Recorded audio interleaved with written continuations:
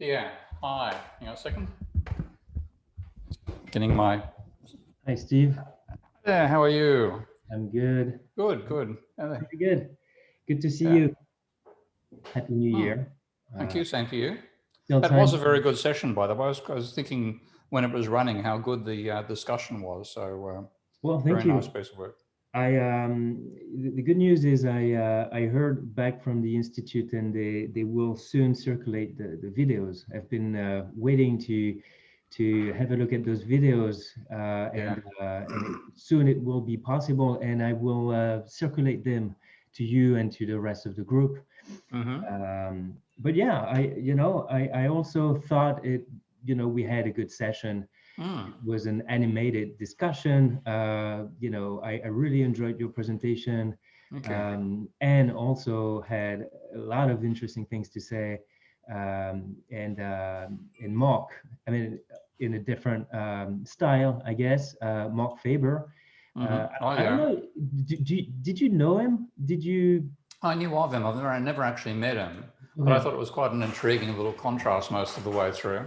And now that I'm getting to be his, his, I'm obviously been close to his age group. I'm getting closer, I suppose, as I get older. This is quite intriguing to find we've both got that sort of attitude. You can't shake an old bastard if you're doing it for as long as he has and as long as I have. Yeah. Well, I thought he added some interesting aspects to the discussion, although he definitely has a different background. Oh, and, yeah. But and Mark and Paul Jorion, I'm sure you heard of him as well before. Paul Jorion, he was the fourth panel member. No, I hadn't actually, but it's been casting my mind back a bit, but I did enjoy that presentation. So there's a lot of good material, I thought. Okay. Well, again, thank you for your participation in that event, and thank you again for your time today. So as I said in my email, I'm working on a book on contrarian economists. So basically, the small group of economists who saw the 2008 financial crisis coming, and definitely belong in this group because you were one of the few economists who actually identified early signs of an impending crisis. And so, before we get started, maybe I should say that I've read your work. I very much enjoy your work, your books, your articles, also your blog entries. Oh, yeah, on Patreon, yeah.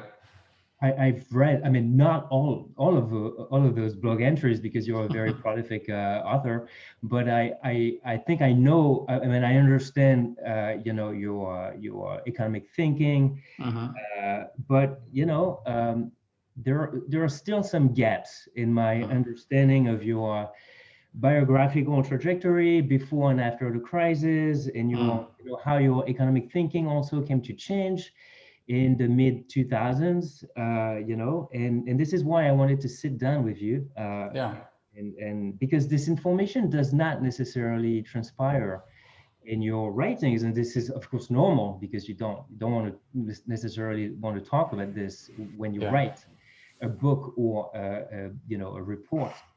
And I would be very interested to in knowing more about how exactly, I mean, how you produced your early crisis warnings, how those warnings took shape and consolidated over time, how those warning calls were received, debated by your audience, regulators, investors, your students also maybe. I'm also interested in to know the extent to which contrarian economists like you think they made a difference after the crisis. So whether you think you've been successful in reshaping finance. So I mean, as you see, there's a lot of questions. This is a lot of information to ask, and I've prepared a list of questions. To make the most of our time together. So I don't know. I don't know I wanted to suggest you that we could go over this list of questions as long as I'm just happy to do them live, and it's always better. It's more natural. I mean, often when you prepare, you get more stilted. So I'm happy to do them live. How's the sound level, by the way? Is it good? Yeah, it's perfect. I can hear you. Okay, might just so I can make it a bit closer to me because I've got a bit of a temporary setting here right now, and on a boom, and the microphone's too heavy for the boom, so sometimes it sags a bit. So I've got it a bit high now. No, on my end it's perfect. And what about you? Can you hear me? Yeah, it's good. Yeah. Okay. Yeah, actually, I might get you. You're recording this to use for a broadcast, or? Yeah, I was going to ask you. No, it's actually for my personal use. Okay. Well, look, I might record it so I can actually whack it up on my Patreon blog. If that's okay by you, is that all right? Of course. Yeah, if you okay. Just you need to give me permission to record. Just do that. We can both record at either end, of course, and then Okay. So Okay. I'm recording and you're recording as well. Oh, I have to get your permission to record. Oh, I think yeah, if you yeah. look under participants, then it should be something on the participants menu down the bottom there. Should I sign something, or should I expect a window to pop up, or? No, if you click on, I think it's on participants, and if you click on the participants window, like down the bottom there, you've got two participants there. Yeah. All I can do is invite somebody. If you click on that, it should give options about sharing screens and stuff like that. You see it? Yeah, I see the button invite. My menu is in French, but I think this is, I identified I located the button invite, and then I should click on something.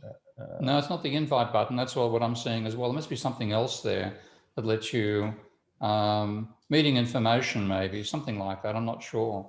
Let's just check and see. Doesn't matter. I can live with it. If you just record and send it to me, that'll be fine as well. So let's do that. Yeah. We can do that. It's one thing, make sure you allow me to share the screen. That's important, because there'll be points where I want to show data and stuff like that. So, okay. See if you can, if you find the share screen, you most likely find the record button as well. I can plus I can name you co-animator, and then I think you That's can, a good idea. That's the easiest thing. Yeah. Yeah. That'll work. Okay. Do that. then you have leeway to do, yeah. And I think you Okay. are. That means I can share, and it also means I can stop the recording. I've got to be careful. You're doing the recording now, so it's recording, should be recording it for both of us there. All right. So ready to roll whenever you are. Sounds good. Okay. Thanks, Steve. Well, so maybe the best way to start, because I've been waiting for that interview for quite a while, and I think I wanted to start with, I wanted to go back to December 2005. This is when you predicted the financial crisis for the first time, and I'm very interested in the very specific context in which you were working at that time. So you were serving as an expert witness for a court case, the Cooks case. It involved predatory lending, right? Yep.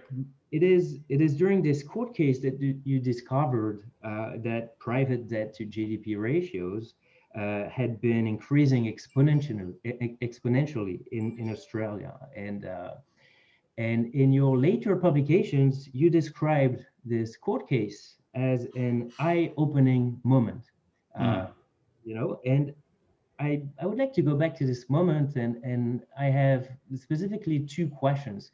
And those questions, they involve, they're connected to the logic of scientific discovery in a way, if you wish. The first question is, how did you discover those figures? Private debt data was notoriously hard to collect. And I'm wondering, did you actively seek this private debt data, or did you simply stumble into them? I sort of, yeah. A bit of the further background, I did my, the model that was the basis of my PhD thesis, Minsky's financial instability hypothesis, I built back in August of 1992. Okay? And it was published in 95, a bit of a story about the publication delay there. It was accepted literally in a month or two after I submitted to the journal, but took 3 years before it was published. So it's called my 95 paper. I regard it as my 92 paper. And that was essentially showed Minsky's point about high levels of private debt destabilizing a capitalist economy. And so I'd done that. I finished the PhD in 98. I had to move from University of New South Wales, where I did my PhD, to University of Western Sydney, and I found myself massively caught up in having to write. I arrived in February of 96 and had to start presenting 12 hours of lectures a week, a week after I arrived. So I was flat out getting my lectures written, writing new courses. Then I decided to write Debunking Economics. That started in 2000, finished in 1999, 2000, finished in 2001. And then the chapter 4 in that book, which has a go at the neoclassical theory of perfect competition, I knew that it'd cause a stink with neoclassical, so I got involved in a whole lot of very bitchy warfare with neoclassicals over that particular chapter. And then in 95, I'd finished fine-tuning the analysis of whether mathematics was garbage, along with the help of Russell Standish, who's my programmer for Minsky and a research colleague and a close friend. Finished doing that. So at the end of 95, I was saying, okay, now I'm going to write up the popular version of my PhD thesis. And just before that happened, the New South Wales Legal Aid Commission approached me to be an expert witness in this court case. And in preparing for the court case, the first thing the idea was I was trying to overturn a contract, which was actually the seventh mortgage that this poor individual had been conned into by a solicitor who was involved in, put it this way, his nickname is Criminalizer. Okay, he wasn't very popular. Criminalizer. His name is Criminizer, I think, the solicitor. Nickname was Criminalizer, as I found out later. So he'd given this guy 6 consecutive, I think it was either 5 or 6 consecutive mortgages after he'd been turned down for a second mortgage by the Commonwealth Bank. And there's a backstory to that as well.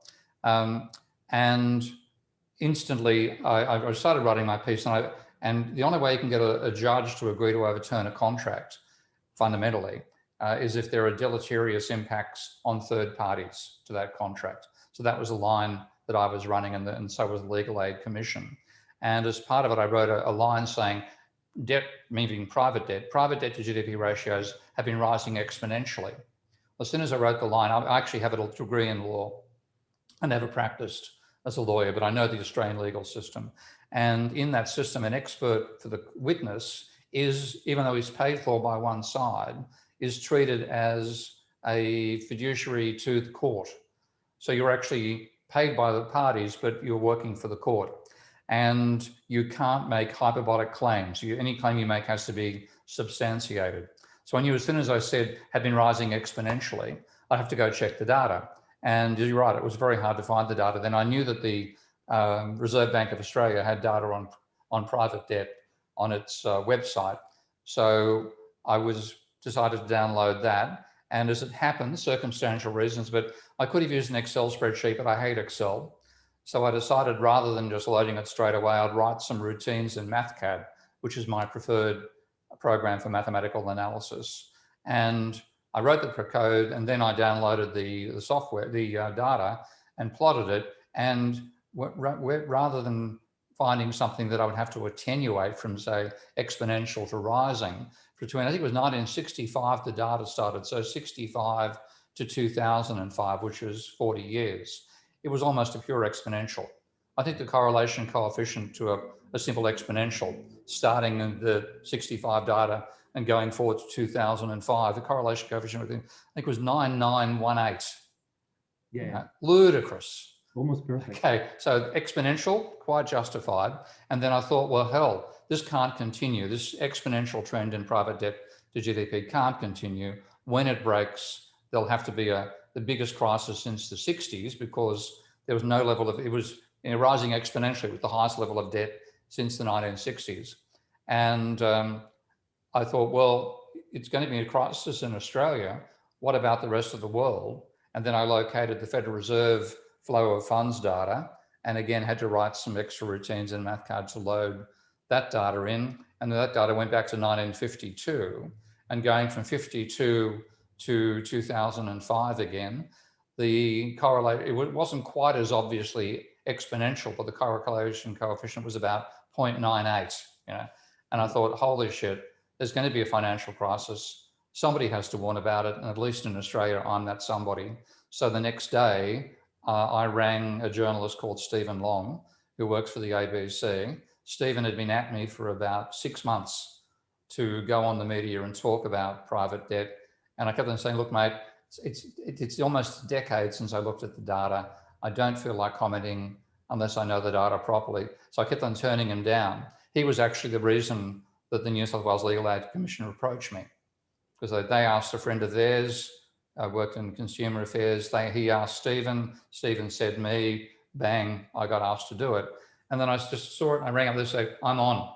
he said, right, I'm getting the recorder going. Let's start talking now. I think that was about December 16, 2005. Yeah. Maybe a bit later than that, maybe, but certainly before Christmas. And from that point on, I thought the rate of growth of debt, and particularly in Australia, was so fast. And America was pretty fast as well. That was the end of the subprime bubble. I thought there's no point trying to get published in academic journals. I'll have to go to this out, so I thought in a blog site or the media. And there what I did, and this is because I spent some time as a journalist working for ABC News, and part-time journalist working with a program called Asia Pacific and Indian Pacific, I think.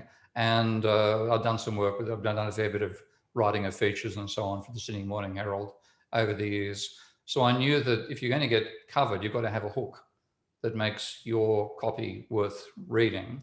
And I knew that journalists basically want to have comments before a big announcement and after a big announcement. So I started putting out Steve Keen's Debt Watch the day before and the day after the Reserve Bank of Australia decision on interest rates.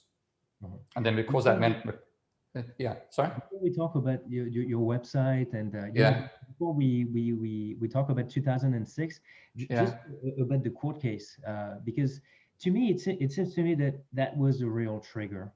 Oh yeah. It seems to me that, if you, if you had you not participated in that, court case, you wouldn't have predicted the financial crisis. I mean, had you remained a professor, just simply a professor, you wouldn't have become, the Steve Keen we know today. Am I right? That's true. I think that's true. Yeah. I mean, I was certainly focused on the issue. And like, if I'd started writing my magnum opus, which was, financial instability, then I probably would have looked at the data.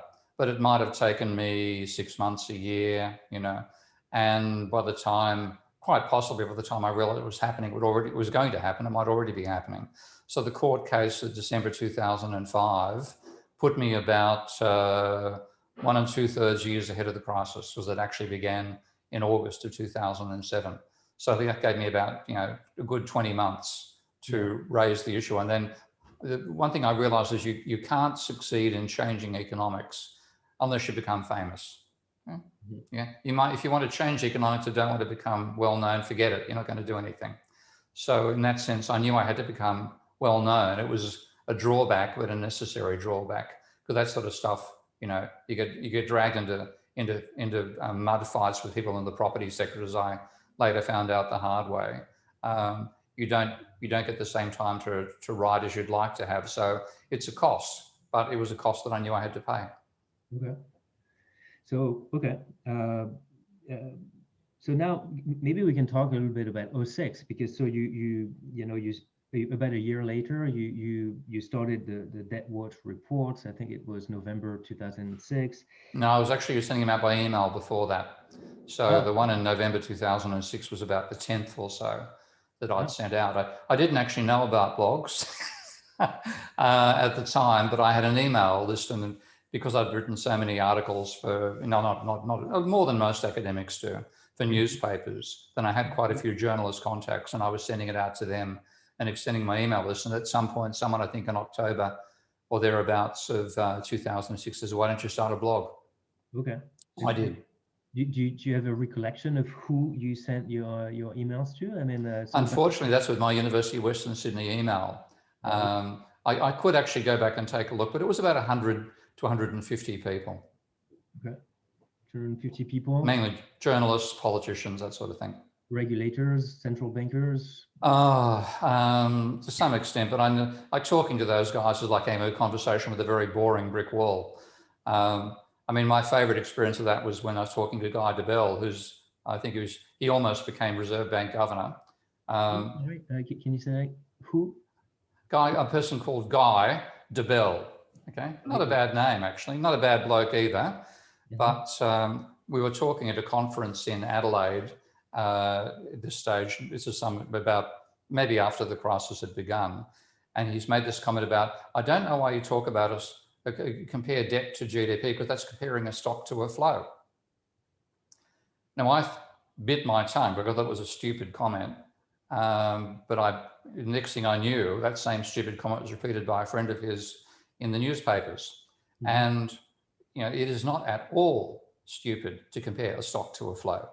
It is stupid to subtract a flow from a stock or that sort of thing. There are mistakes you can make, but that wasn't one of them. And in fact, of course, neoclassical economists obsess about level of government debt compared to GDP. So they're doing that. Oh, where the hell does stupid comment come from? So the only central bankers that I enjoyed talking to are Fisher and Kent, as it happens in the Australian Reserve Bank of Australia. They did some brilliant historical work on the 1890s depression versus the 1930s. But generally speaking, the rest of the people I spoke to at the Reserve Bank was wasting my time. Okay. So I guess if your activity, your publications were not directed at central bankers because they couldn't care less, I'm wondering, who was your audience? I mean, I'm thinking about your blog and your debt watch report. Do you know who consulted them? How many times they were downloaded? After November 2006, so the first time you issued your debt reports. Do you have a rough idea of? No, I'm afraid I don't. I should actually check that out, I suppose. But it certainly was. I mean, it got to the stage where I was finally invited on the country's premier news program, the 7:30 Report by Kerry O'Brien. And normally that show, it's a half-hour show, no advertisements, on the Australian Broadcasting Commission.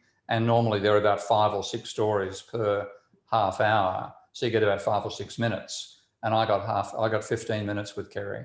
And the next day, the very next day, he interrogated Kevin Rudd and effectively bashed him up over my views. And a week later, the Australian stimulus program came out, including doubling and trebling the first home owners grant, which I nicknamed at the time the first home vendors grant, because it increased the amount of money the vendors got.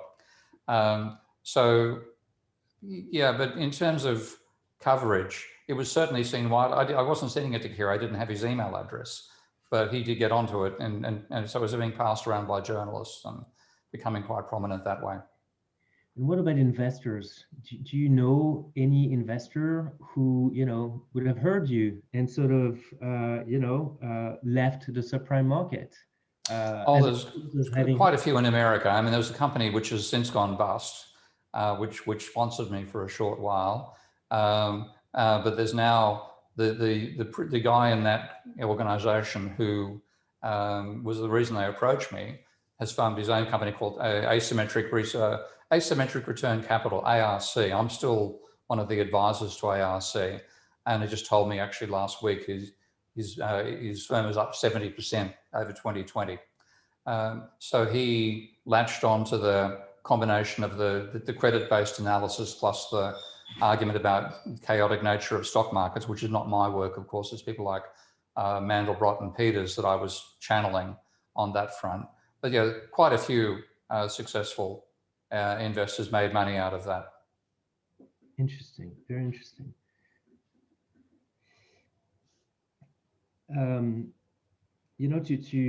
To stay on that matter, I was, like your activity of sending, crisis signals before the crisis. I was wondering later on, in your publications, you wrote that it was a risk for you to go public, to publish your views, and I would like you to tell me more about that risk. What was the risk? I mean, for your career as a professor, professionally, what was the risk? How did this change your relations with your colleagues, maybe with your students also? Did you make friends? Did you make enemies? How did it, I mean, basically, what I would like to know is how did this change your daily life as an academic and as an economist, more specifically? Well, for a start, I had to live with a mobile phone. I did some interviews while running around Centennial Park, as it happens.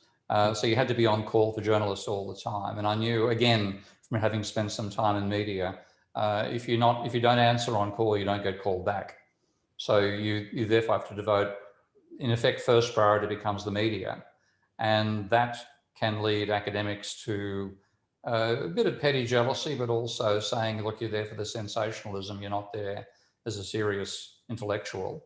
And what I was doing fundamentally was knew that I was pushing a contrarian and well-founded contrarian approach to economics. And unless you got that into the public domain, you weren't going to win the debate in economics, because economists ignored critics. They always have, they always will. So I knew the only way to beat them was effectively to outflank them by getting coverage in the media. The only thing, one thing I really regret is I didn't keep a copy of one press report where some academic was asked about me warning about a crisis before it happened. And he said, I think Keynes in a minority of one. I would have loved to keep a copy of that. But yeah, you make yourself a target, particularly like it's not just the usual academic jealousy within a profession where you're pushing the conventional line, but you're the one doing it.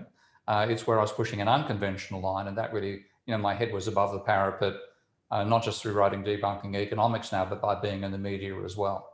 So I had to cop a fair amount of abuse from academics over the time, and I'm still getting it. And I recalls a great friend of mine used to work for Lend-Lease, who put one of my ideas forward to Lend-Lease at one stage and came back and said, well, everybody I spoke to at Lend-Lease was against it, so I know it's a good idea. Yeah, that's really fascinating, and I mean, maybe later on I'll tell you a little bit about the other economists I interviewed, besides you, and this is always the same pattern where it's you get criticized as not being a serious intellectual for actually talking about uncertainty, and this is very hard, and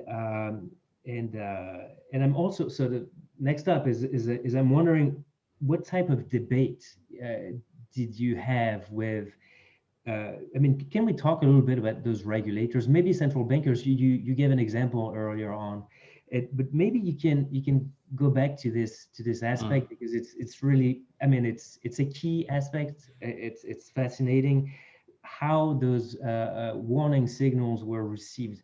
Can you describe the in your interactions you had with regulators, the effect your views produced on regulators, central bankers? Were they surprised? Were they angry? Or did they simply ignore your warning calls? Could you characterize? Yeah, mainly somewhere between angry and ignoring. And the difference there is the Bank of England, I must say, because I was harassing the Australian Central Bank.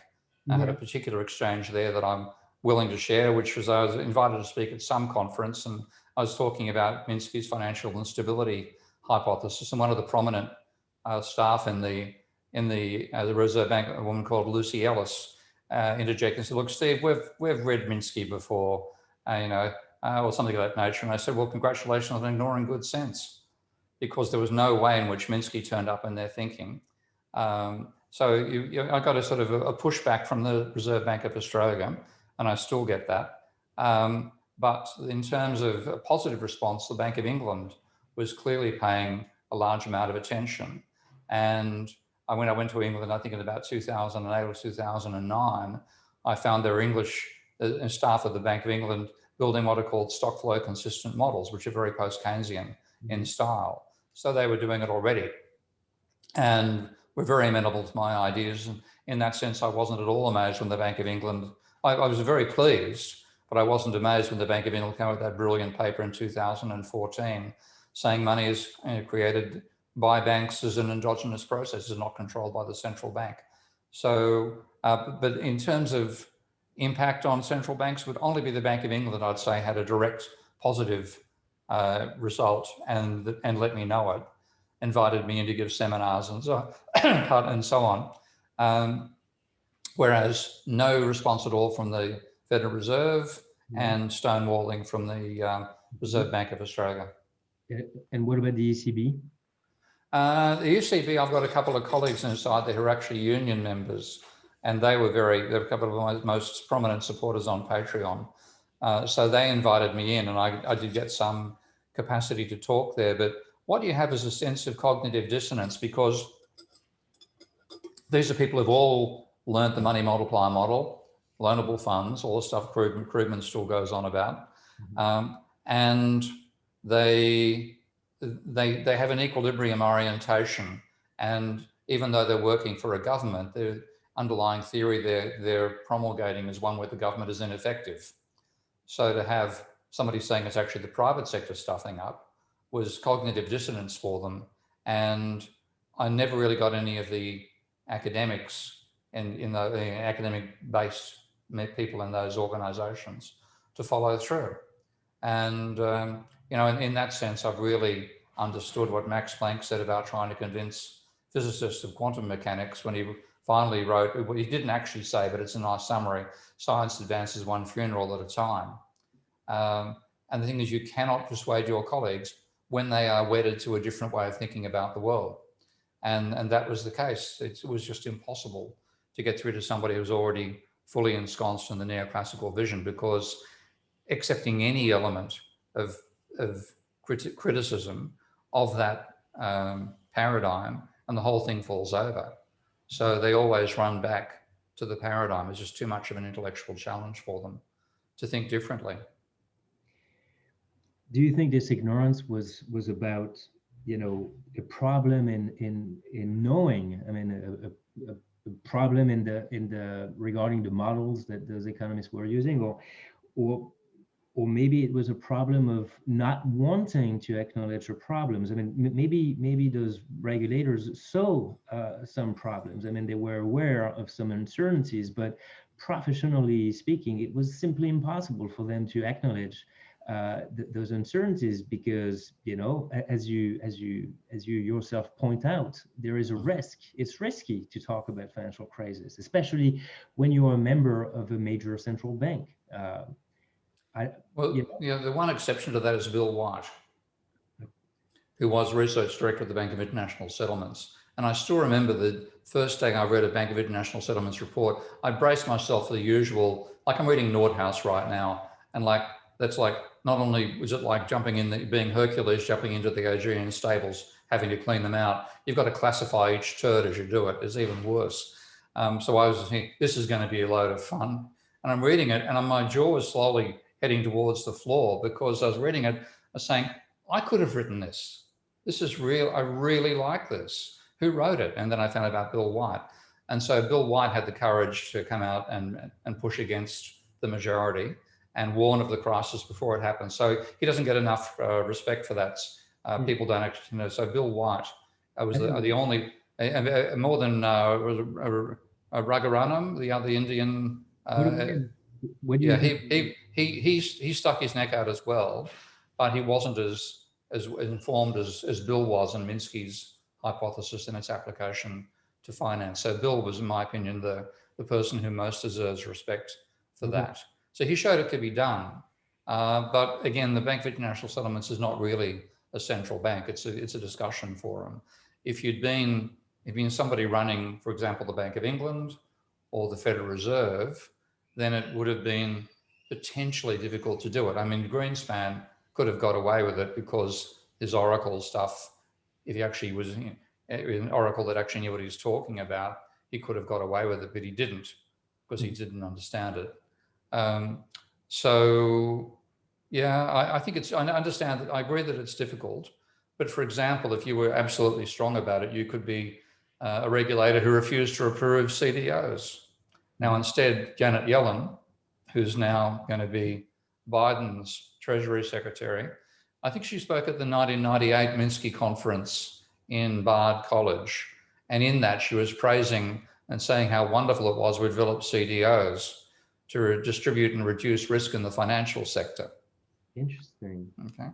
So the Minsky conference at the Levy Institute. Yeah, it was an annual Minsky conference, and she spoke at it. But what she did when she spoke there was talk about the wonders of collateralized debt obligations and things like that. What I also find interesting is you know, to talk about those investors who actually saw the crisis coming, but they did not publicize their views because they wanted to make money, and they couldn't care less about warning people. Paulson and other investors, they were informed, and they had some foresight. They saw that things were not right in the subprime market. But unlike you, they did not publicize their views, and that's interesting. I don't know if you didn't have investments, No. so you are not concerned by this, by this problem of like, should I keep this information public or private, or should I, should I talk about it publicly? This is a question I ask when I interview investors. Sometimes some of those investors really ask themselves twice: should I open a blog? Should I talk about this? And some didn't. But anyway, that's another question.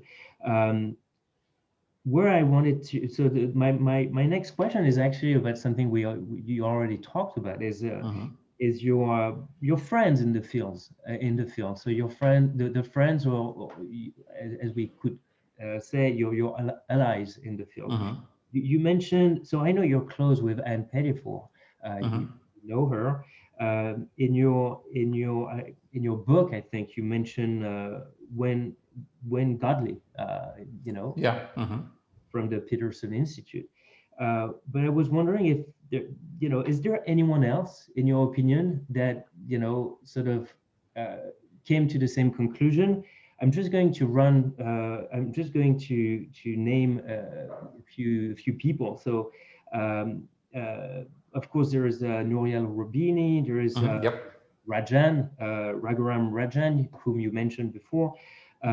What about Robert Schiller? What about Dean Baker? Paul Jourdan, but you didn't know him. So I'm sure you know them. So my question is, how do you compare yourself to them? So do you know them? How do you compare yourself to them? Did you exchange with them before the crisis? Did you have any connection with them? Not before the crisis, but certainly after. I met Nouriel at his offices. His staff were in touch with me before we actually met. So I gave some seminars for Nouriel's client base, recorded in Sydney, and met him over in New York. Robert Schiller, by sheer accident, we'd been on the same Australian TV, a radio show called Late Night Live with Philip Adams, well before the crisis, I think about 98, 97. Okay. And I must say, he's one of the few neoclassicals I have a lot of time for. A very nice human being to begin with, which sets him apart to some extent. And he's done some very useful work on things like his capital cyclically adjusted price to earnings ratio and the Case-Shiller house price index. So he's done a lot of good work outside. He's outside the envelope of neoclassical economics, but still orbiting it in many ways. But he's very, very good. And Dean Baker and I have been in touch since, well, only very recently. But again, I really appreciate Dean's analysis. But I remember actually walking past Dean once at a conference, and he said, "I'm enough of a neoclassical economist to believe that."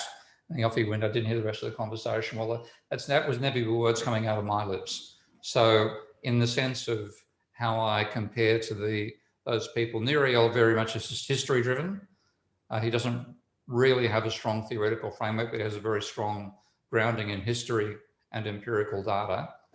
Dean, again, I think is just a very well-grounded individual, and that's, again, extremely rare in economics, knows his data and is willing to take contrarian positions. And Robert Schiller, I think unique amongst neoclassical economists, is willing to consider non-equilibrium things, even though when we were having our talk in Late Night Live, he couldn't cope with my non-equilibrium thinking, and actually said so.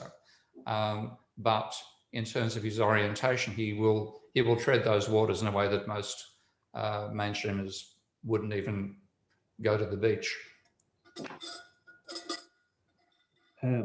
If we talk a little bit more about Roubini, what strikes me is that, back in 06, back in 05, 06, he was, he was not talking about the same problems. If we compare what you said and what he said, it's totally different. Roubini was, he was not talking about the housing market. He was not so much talking about private debt. He was talking about currency wars. He was talking about trade deficits.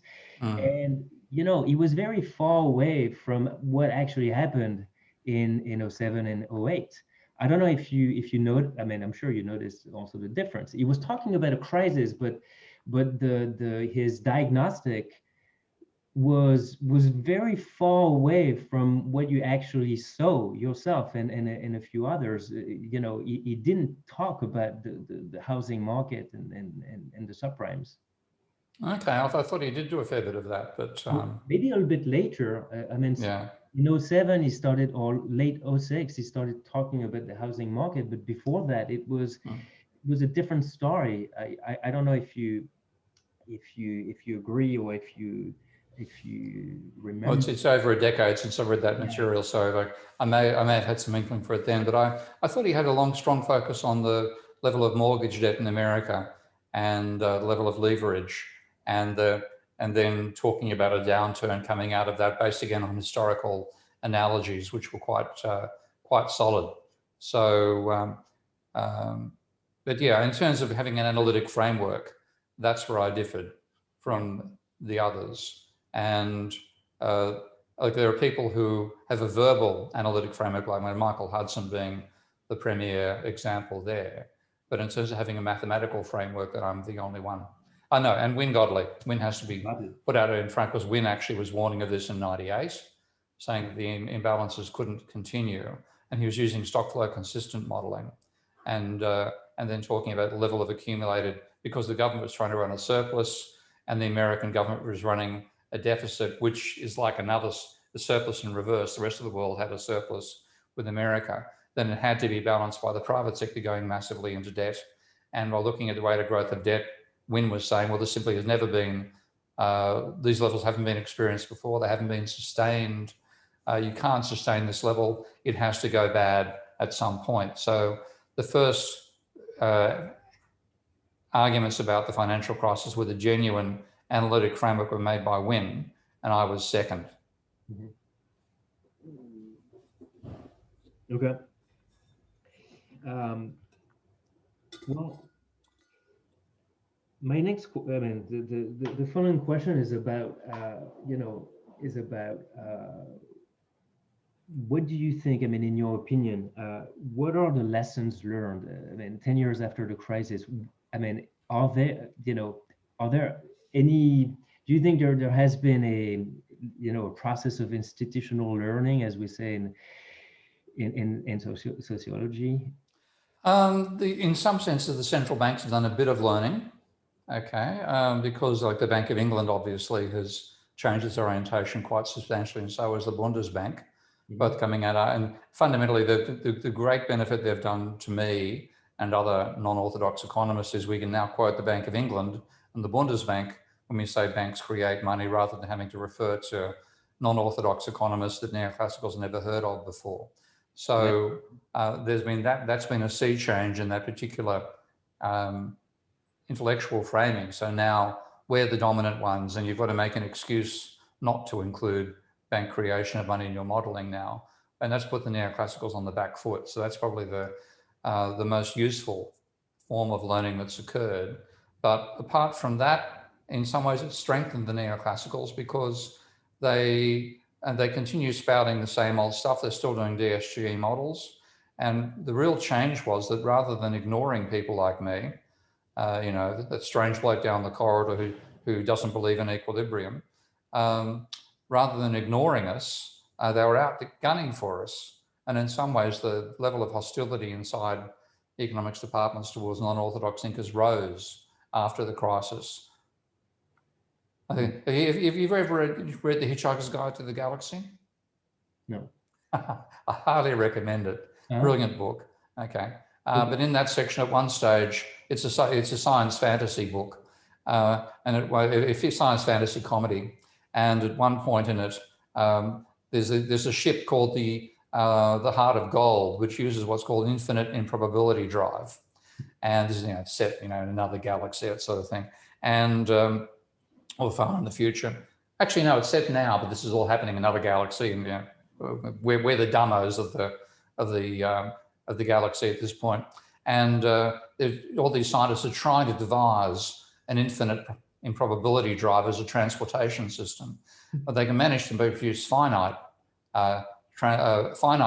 improbability drives, which were used for things like parties to move the hostess's panties 1 meter to the side. And physicists were very annoyed about this because they didn't get invited to those sorts of parties. And then a student one day cleaning up one of these parties said that reason that if you put a finite improbability drive inside a good Brownian motion generator, like for example, a strong pot of tea, he could generate an infinite improbability drive out of thin air. And he was about to get awarded the Galactic Nobel Prize for Physics when he was suddenly lynched by a bunch of physicists who realized what they really couldn't stand was a smart ass. So that is the feeling I've had, and I think that summarizes it. There's just this, academics don't welcome being told their paradigm is wrong, far from it. And there's a hostility to an alternative at all times, especially when that alternative becomes dominant. And then, Max Planck saw a lot of it. Anybody who steps on the toes of whatever the orthodoxy is, gets treated with derision by the orthodoxy, even if they're right, especially if they're right. Mm-hmm. If staying on, I like science fiction as well, and if we haven't read that, you got to read it. It's brilliantly funny. Let's imagine another science fictional scenario. What would you do if you were to become the next president of the ECB or the Bank of England or the Reserve Bank of Australia? I mean, there is a precedent before you answer, because Rajan became, the head of the Central Bank of India in 2013, and that was somehow connected to his performance as being, as having called the crisis before what happened. What would you do if that was if that were to happen to you, if you were the president of the ECB, for instance? Oh, I'd instantly change the rules on asset-based lending. So I would limit assets. The maximum amount you could lend on a house would now be based on the prospective rental income of the house rather than your income. Like my usual figure there is to say the maximum amount of money you could borrow at a house would be, say, 10 times the annual rental income. That'd be it. Anything more than that, you have to put in your own money. That would break the positive feedback loop between house prices and leverage. I'd instantly add the level of debt and level of credit as part of the early warning systems of a central bank. I'd send the neoclassical staff off to a short training course in non-orthodox economics, lasting about 40 years, and replace them with people who can think. So I'd bring in a bunch of systems engineers to do the work that neoclassicals claim they're doing. So those are the things I could do and get away with. If I was going to go further, I'd need to have the capacity to work with a treasury and bring about a modern debt jubilee. And my intention would be to replace credit-based money with fiat-based money on a grand scale. So I'm sure Anne could help you, assist you on that, Jubilee initiative. Although she's more on public debt than private debt. But who again? Anne Pettiford. Oh, she's on private debt as well, and she's mainly worried about sovereign debt for third world countries in not in their own currency. That was her main concern for sovereign debt. But yeah, she very much understands the private debt dynamics as well. Yeah, well, that's interesting. Those alternatives are actually not that radical when we think about it. I mean, people are talking about those initiatives more and more. I feel like there is a trend. We hear more and more economists talking about initiatives like maybe not as radical like this, but I feel like I mean, there has been some change, at least in the imaginary of economists, in the sense of we tend to think that alternatives are possible, a lot more than say 15 years ago, where everything was really how do you say it? In French we say cadenassé. Everything was locked up. You know, it was very hard to imagine something else, and it feels like this is the main change right now. Is we are willing to imagine alternatives. People are talking about helicopter money, debt forgiveness. I mean, I'm working on odious debt. The legal doctrine of odious debt is Odious debt, yeah. a big comeback, even among very serious people in the world of law, international law. People are talking about odious debt in ways that it would have been impossible 15 years ago. And I'm very interested in that topic. I've published on that topic. But the other question I had, I mean, you mentioned, you know, a threshold we could implement on private debt. I know that on public debt, people like serious people like Carmen Reinhardt, you know, mentioned that idea that we should have a threshold, that 90% threshold of public debt. And public debt is too big when it goes up that threshold. Would you Do you think we should also have a maximum level of private debt, say 100% of GDP? Would that threshold be helpful? Well, the public debt one is nonsense. And we're seeing that right now. I mean, Japan is running, what, 250% of GDP? The danger is what I worry about is your external account.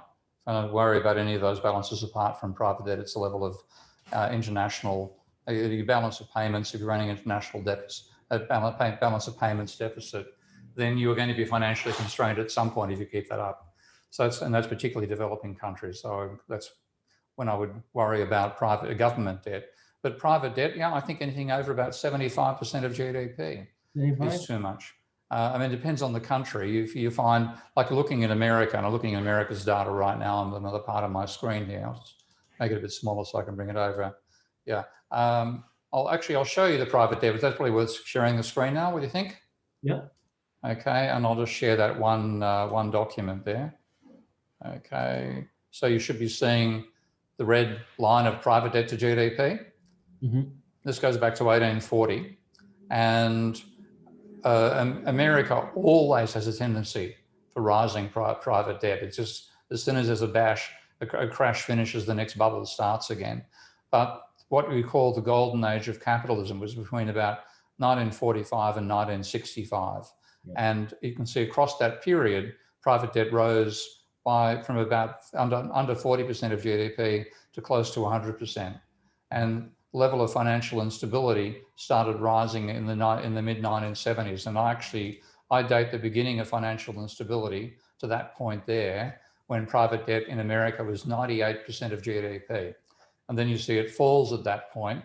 That's the end of 1974, beginning of 1975. That's the first credit-driven downturn, substantial credit-driven downturn since the end of the Second World War. So, but my target is something for America, something around the 60% of debt to GDP, nothing above 80, and as much of that debt should be corporate debt rather than household debt. So that's yeah. Your chart goes up to 2020. Yeah, okay. You can see what's happening under COVID. It's enormous increase in levels of private debt. It's skyrocketing. Yeah, that's right. It's that's the increase since, and this is only up to June. That's only June of last year, because the data's lagged substantially. So the increase in debt is about 11% of GDP in 6 months, and that's mainly coming out of the corporate sector, having to go into debt to roll over its current financial commitments. So rather than having the cash flow to continue turning it over, they're now having to borrow to pay the accumulated interest. And you've got a huge increase in the level of private debt. On government's economy, much more, But if government debt hadn't gone up, we would really be in a serious crisis. So this is the private sector compensating for the government not running up enough debt to reduce the impact of COVID on private sector cash flows. And is it a consequence of the crisis, the health crisis? Oh, yeah. Yeah, this is a direct connection. Yeah. I think if I can actually show, I'm trying to find, this is another, I haven't prepared this for the talk of well, but I can show, I can show break that down into corporate. It's mainly corporate debt rising, some household debt as well. But basically, your people aren't able to pay their debt at the moment because they haven't got a cash flow. So the only way to survive is to continue borrowing, and you'll compound the debt. The interest is being compounded as well as the principal. Mm-hmm. So a huge increase. I'm sure that's going to crack past the maximum level by the time we get data for the end of 2020. I think the private debt level will be bigger than the peak of the Great Recession. Okay, I had a question about the health crisis. I wanted to save it for later, but since you're showing this graph, do you think the current crisis is going to accelerate? I mean, the prospects of a major financial crisis happening anytime soon, or delayed? Yeah, I think actually there's an Australian song called "The Pub with No Beer," okay. Which is a very country and Western style song. There's nothing so lonesome, morbid and drear as to stand at the bar of the pub with no beer. And my little line, we haven't had a chance to write up yet, is the crash with no boom. Because normally to have if you go back, I'll show that data again. If you're going to have a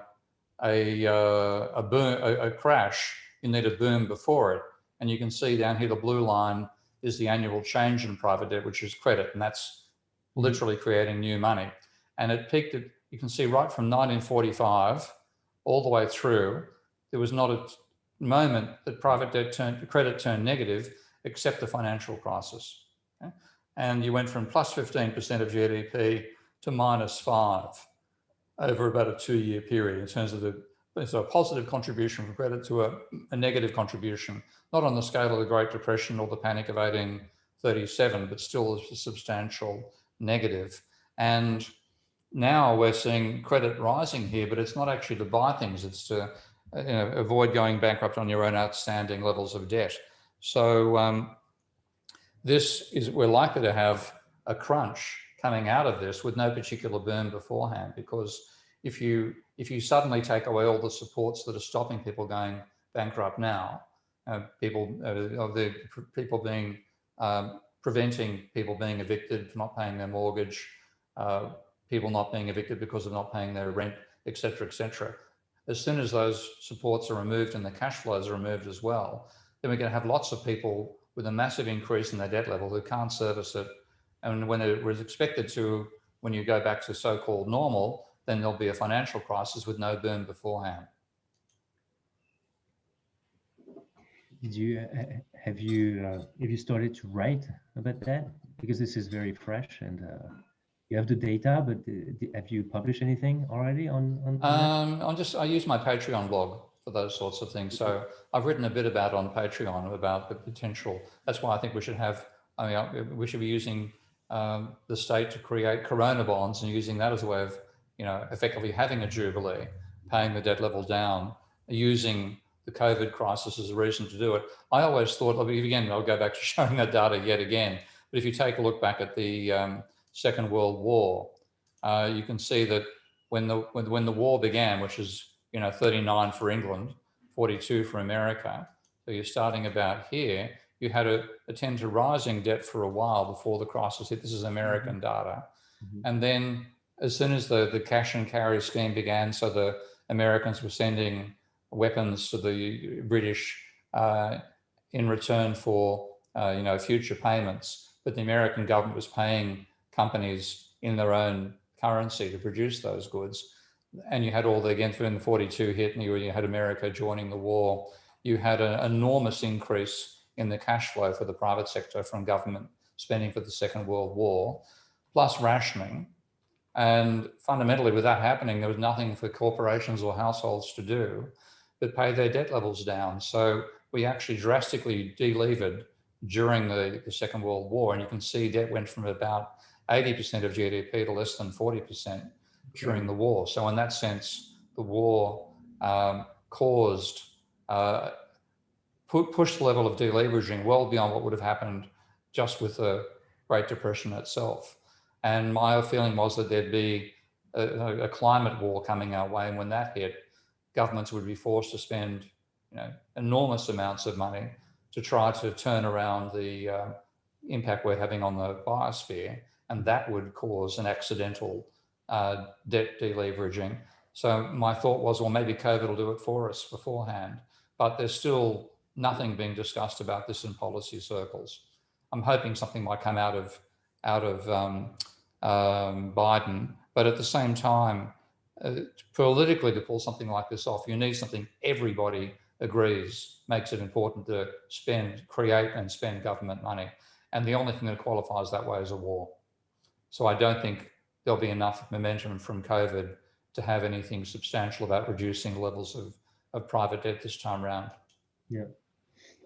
Yeah, that's true, and it's not likely that we're going to have a war anytime soon, and that's actually good. But so it's really hard to imagine how change will be enacted.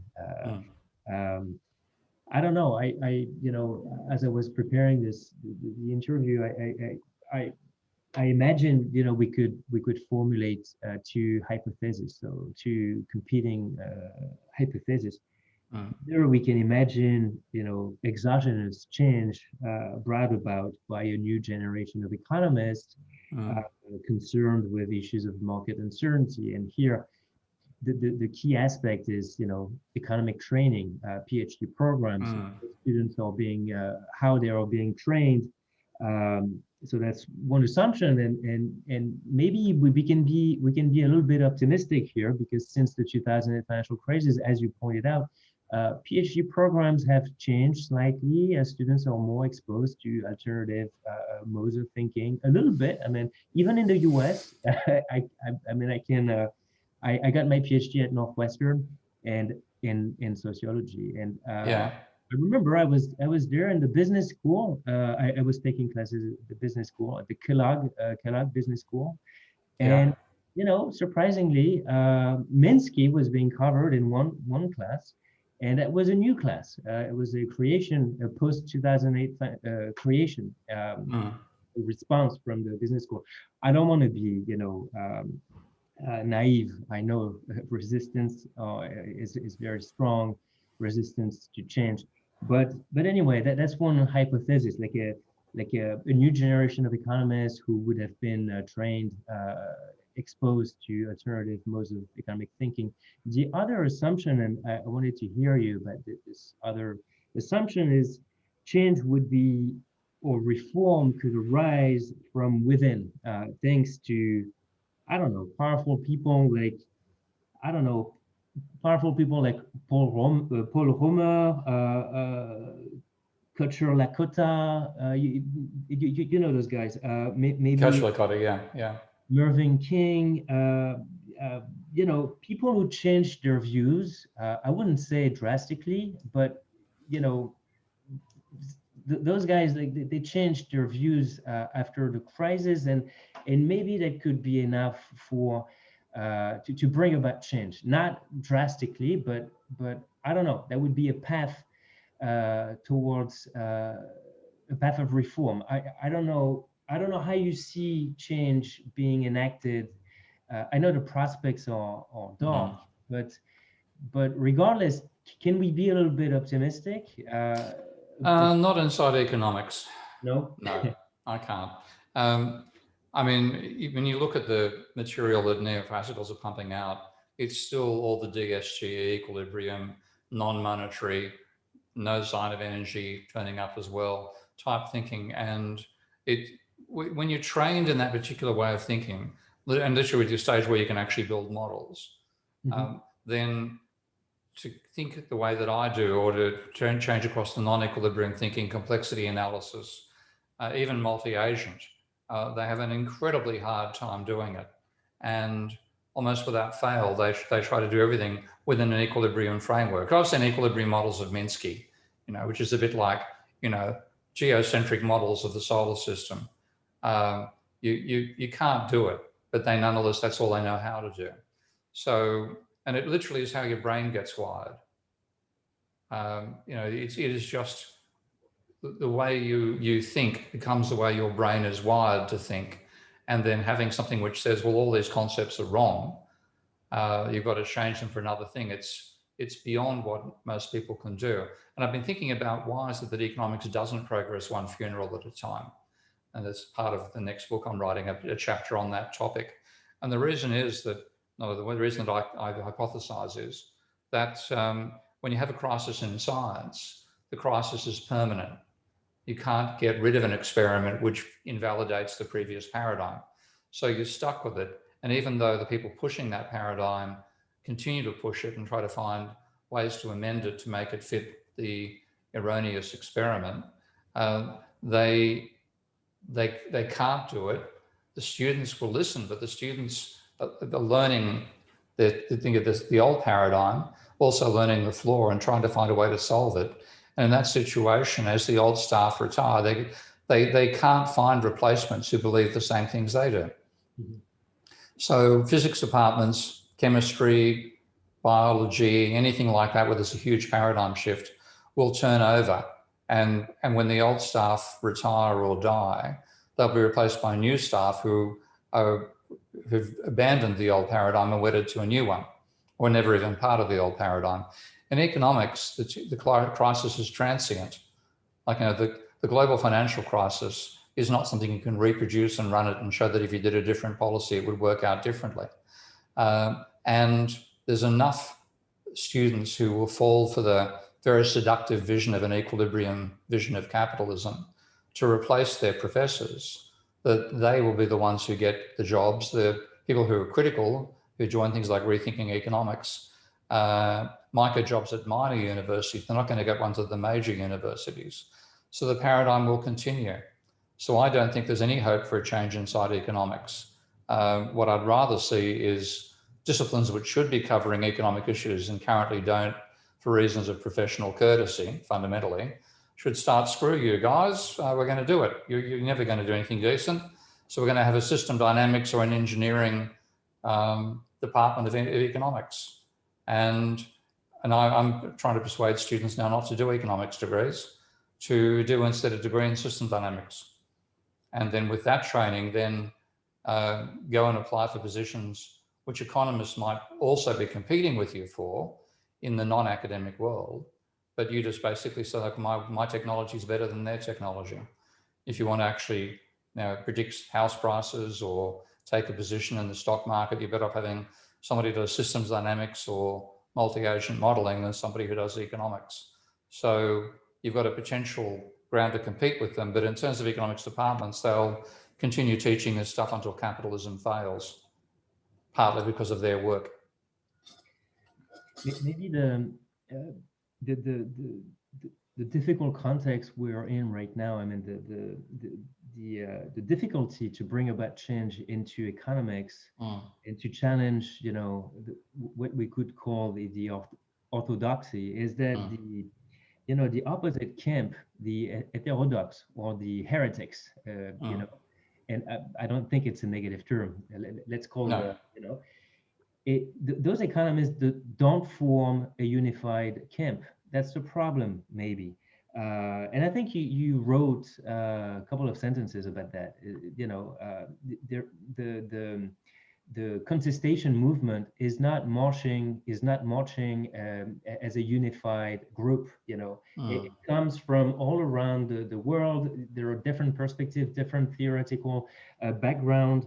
And I'm wondering, having said that, and going back to the Minsky conference at the Levy Institute, I've been very interested in that conference. I've never participated myself, but I've always thought that this conference could, in a way, provide a sense of unity and a sense of cohesion to a very dispersed landscape of contrarian economists. I don't know if you would agree with me.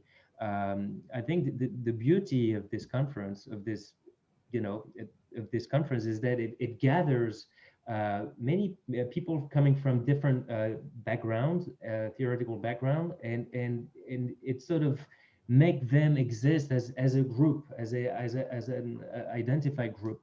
I don't know if this is something we might need more, like a sense of a collective identity, as being a contrarian economist and being part of a cohesive group, just like the classic economists. Well, that's where modern monetary theories play a major role.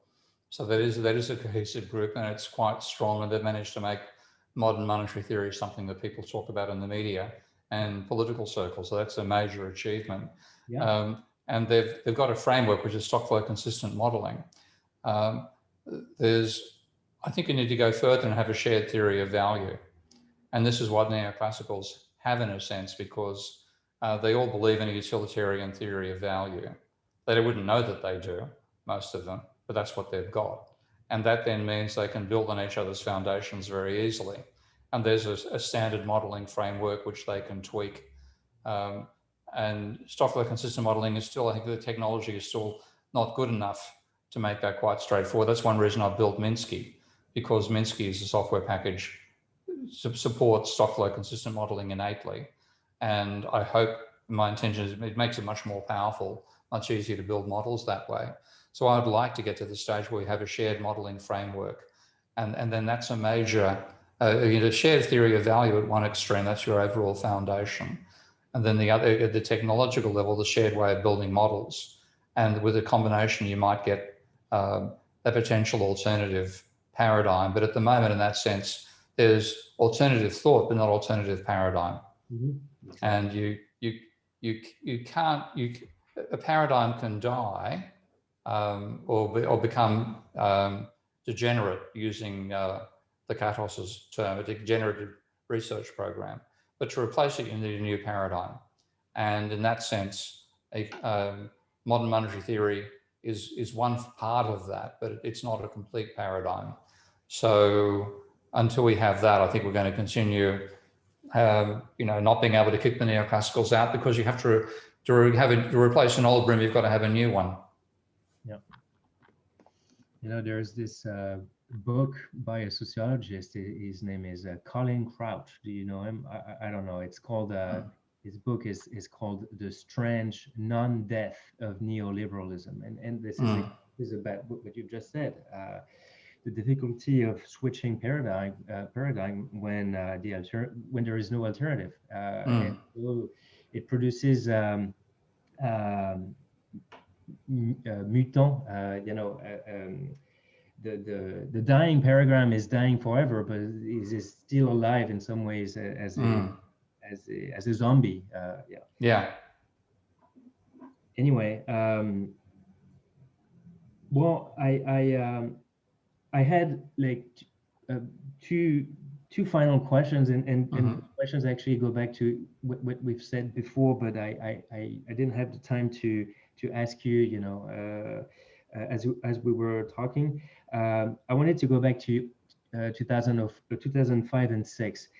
In your opinion, what could have been done to avoid the crisis? I mean, let's imagine, if we imagine the scenario where people like you and other people had been heard, what could regulators have done to avert the crisis in 06, for instance? Well, the first thing would have been something like a jubilee, a modern debt jubilee. You basically allowed far too much credit money to be created, and it drove asset bubbles rather than real production. So your policy would be, okay, let's reduce the level of credit-based money and replace it with fiat-based money, and something in the order of 100% of GDP would be roughly the figure to go for. Just in writing up my latest book, I used a figure of $100,000 per adult American with a bank account, and that worked out to being roughly 110% of America's GDP. So it was done, you'd reduce debt levels from 160% to 50% of GDP, which is my target range. So it would have been possible to get rid of it and not disadvantage people who didn't go into debt, which is the main thing about a modern debt jubilee is everybody gets the money, and those in debt have to pay their debt down, but those who don't have debt get a cash injection. And you could have used that cash injection as well to cancel corporate debt and replace it with equity. And you would have therefore democratized share ownership as well as reducing leverage for the corporate sector. All going in the opposite direction of neoclassical economics, which through things like the Modigliani-Miller hypothesis has actually ended up promoting corporate debt over equity. So you could reverse a lot of problems very quickly. You'd need the help of the Treasury as well, as it happens, because to actually make that injection, you'd need the Treasury to put the money in people's bank accounts through the central bank. Yeah. But it would have been possible to do it, and you would have ended the bubble without, and you would have had some overbuilding, obviously. You can't stop the unnecessary creation of unnecessary private sector assets. But in that sense, houses, lots and lots of houses, you've got to house the homeless through those policies as well. So it would have been possible to reverse the problems fairly painlessly back at that stage. And efficiently, yeah. Good. And very last question. It's more of a a question about your biography. You were 37 when you completed your master's degree in economic history, and I was wondering what you did before starting your master's degree. You were clearly not. I mean, I'm assuming you were not, pursuing a degree in university. So, can you tell me what you were doing before you? Yeah, well, I've started writing an autobiography, and there's a version of it on my Patreon site. With the title of Being Economical with the Truth. And I led a student revolt at Sydney University, the very first revolt against economics in 1973, and then continued on to do a law degree, which was a waste of time for me, in terms of career anyway. And after that, got a job as a school teacher, did that for about 8 months, then got a job working in overseas aid as an education officer for an organisation called the Freedom from Hunger Campaign. Did that for 3 years. At the end of it, began running seminars on journalism. So I ran a seminar with Australian journalists in China and with Southeast Asian journalists in Australia. The first very successful, the second nowhere near as much because of lack of funding, long story, and no overseas junket for the journalists either. And then I got appointed by one of my old colleagues from Sydney University, became director of a thing called the Business Union Consultation Unit, with the initials of the acronym BUCU. Okay. And BUCU was part of the Accord process of the Labor government in the 80s. And the intention of the Accord initially was effectively a sort of a Nordic industrial development program, but it got turned by the economists inside the public service into a wage restraint system using superannuation to reduce the level of wages and thereby reduce inflation. And I realized after a few years there that we were never going to, we were always going to be beaten by the bureaucrats because the bureaucrats have been trained in neoclassical economics and had swallowed it completely, unlike the students. We led the revolt at the university. There was a lot of rebellious thought in 73 at Sydney Uni. But I realized you can't fight these bastards in the bureaucracy. You've got to go back and get them in the trenches. And so that was the idea, to go back to do my master's degree at university. So I went back in, I resigned from my job at the end of 86. I think hang on. I was 33 years and 4 months old. Okay. So it was July of 86 that I resigned. And then I went back to do my master's the year after. By the way, to give you an idea of how much better things were then than now, I got a full-time tutor's position, and so did 4 other people, while I was doing my master's. You can't even imagine getting a job now having finished your PhD, preferably with a couple of publications now. So life was much easier back then than it is now. So that's I began my master's then, and the idea was to do the economics that I knew hadn't been done in the meantime, because I'd continued reading the journals after I left university. So I had my own collection of journals, which I indexed myself and was reading, and just saw that, economics was going backwards, if anything. So I the first thing I did was take on Marx and the labour theory of value. It was my master's thesis. And then a whole lot of circumstantial things. There was an asshole at the university running the economics department who tried to make my life a misery. His nickname amongst his people, his nickname was Colon. Colon? Colon, as in intestine. Okay. The reason his name is very similar to colon. He tried to make my life a misery and succeeded to some extent. But after all that, I had to continue delaying my PhD because staff would resign 1 week before lectures started and leave the department in a lurch. So I got asked to take over this course and that course for a while. So I didn't actually start doing my PhD until 1993, and having just started doing the models in 92. So, but I learned a lot from that period. I also spent 15 years working in the computer trade at various levels. I was an editor, software editor for 2 computing magazines, and a part-time database programmer. And so what I learned in computers was worth the time that I spent outside the university, because I turned up at university the very first day I started. I walked in and there were the staff trying to allocate students to tutorials using a spreadsheet, and they didn't even know that you could sort columns and rows. So I threw them off the desk and I did the student enrollment, and then I wrote a database to manage student enrollment after that. And then all the technology that I learned in the meantime, so system dynamic software, MathCAD, multidimensional databases, graphics programs, all that sort of stuff I'd learned over the roughly 15 years that I'd worked in the computer trade before I started. Oh, it was about 10 years. I think I began doing computer work in about 82, 83, I think. So from 82 on, I was the software editor for, first of all, a company called Australian Personal Computer, and then another one called Your Computer. So that was, without a doubt, a major factor in my capacity to be effective later, because I knew all this technology in computing that most academics don't know, even those in computing departments, so they tend to specialize in a particular field.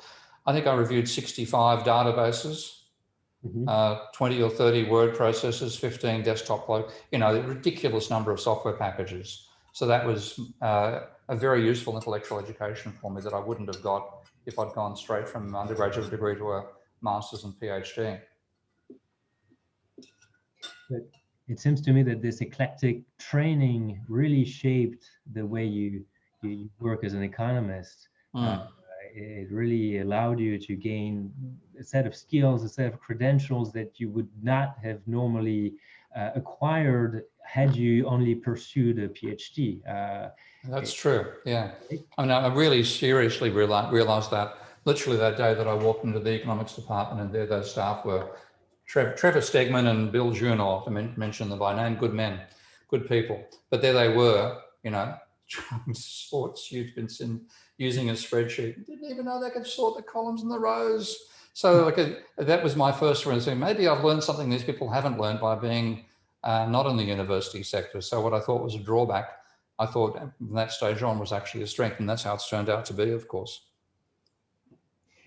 Well, I mean, it's really fascinating for me. Thank you so much for sharing this, this information. For a sociologist like me, it's very illuminating to understand how, people construct their career and develop their activities through doubts, uncertainties, and for me, it's very, very helpful.